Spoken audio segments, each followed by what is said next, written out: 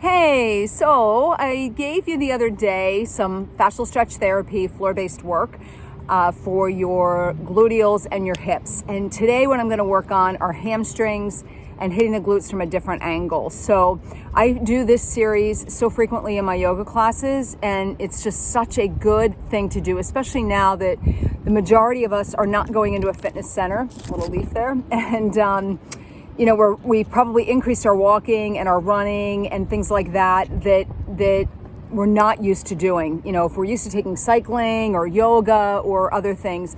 And these exercises are so effective and they're really easy to do. And I give them to most of my FST clients because this is an area of the body that gets super tight, especially with a lot of people sitting for their work or being in a car, sales, things like that. So here we go. So what you're going to do is you're going to lay completely flat down on your back. And then I'm going to start with the left leg so you can see this. And hopefully you can see the angle of my foot and what I'm doing. I don't have a strap with me. But what I'm going to do is take a deep breath, inhale, and I'm going to exhale and pull the thigh into my chest. And inhale, I let the slack off the stretch, and then exhale and pull it in. Inhale, let the slack off, and then exhale, pull it in and hold. Now, one of the cues I give is to take the toe, big toe, pull it down, and then lift your head like you're going to kiss your knee. And what happens is this gets that band of fascia from the sole of the foot all the way down the calves, hamstrings, up the back. And sometimes if there's lots of tightness, you can feel it in the neck.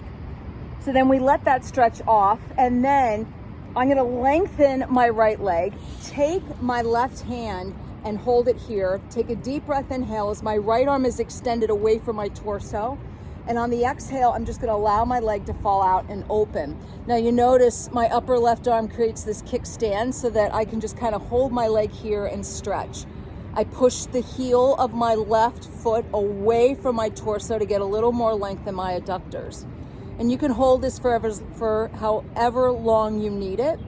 And then I bring the stretch back and then I switch sides. I take my arm out to the side, and on the exhale, I pull my leg across. Now I pause once the foot leaves the midline of the body because this can get really intense.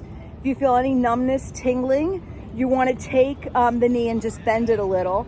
And then with every exhale, see if you can't pull it over more as your gaze goes to the left fingertips. And then bring the leg back. And you can do a couple of cycles of that and then pull the leg in and then stretch the hamstring out. Always remember, you want to make sure that you take your feet and move them around a few times just to loosen up any fascia that might be stuck in the foot. And then the next part of that series, before we go to the other leg, is you take the leg and cross it. So we've got our upside down pigeon. Bring your hands through and then gently push that elbow out and away from the body so you're getting that hip open on the left side. Let the head rest, breathe through this. Circle the right foot, flex and point, and pull it in deeper with the exhale and then release. We take that knee and push it so it comes to midline. This is what it looks like. So your ankles are out, pull the knee directly to the center of your chest. So you're gonna hit some different fibers in your glutes. Breathe, and then release. And then you can always take the legs over for a nice stretch in the low back. Your gaze goes to the left fingertips as the legs drop to the right side.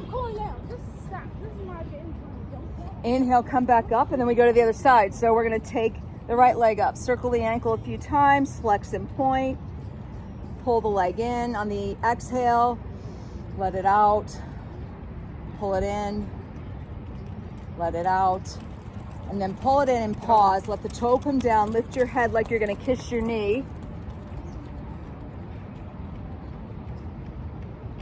You should feel that. And then release. So lengthen the left leg, take the left arm out, and then you're gonna just slowly allow the right leg to drop out. And then notice from this angle how I can really push that heel away. I use my upper right arm as a kickstand for the leg. And then if I can go deeper, I do. Bring the leg up, switch. Left hand comes to the outside of the upper thigh or lower thigh, not on the knee joint. And then take the leg across. Now immediately I get stuck here because my IT band is tight. So I'm gonna soften the knee so I don't get my sciatic nerve too cranky here. And then I take my gaze over to the right fingertips.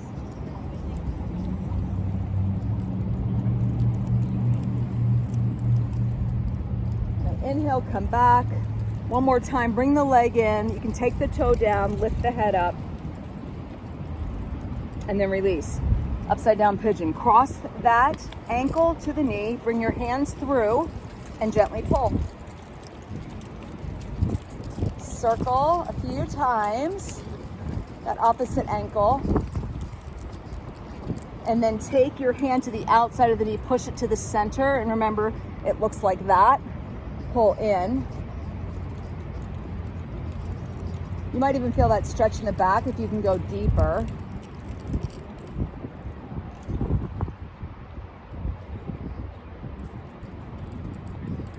And then release.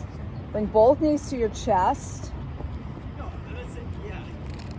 And then take the knees a little bit higher, feet a little bit higher than the knees. Circle the ankles a few times, flex and point. And then come on up. We'll do one more stretch for the back. I showed this, I think the other day from a straddle position. It might have been a different video.